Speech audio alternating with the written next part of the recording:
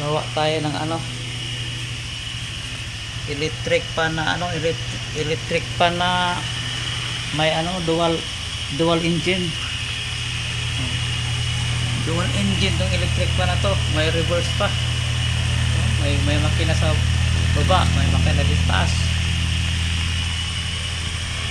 Yung ordinaryong electric pan, ano lang, isa lang yung makina. Ayan yung makina niya sa ilalim. Tapos yung itong sa taas, yung ano to, pang malakasang electric pan na kahit 10 years walang patayan. Kaya nga yan ang ikinabit ko dito. Tapos parang bagyo nga lang ang lakas. Wala lang siyang ano, kung number 1 o number 2. Permis lang siya. Kaso itong electric pan, yung engine niya sa taas, hindi siya wala siyang ano na iikot-ikot siya, magsiswing.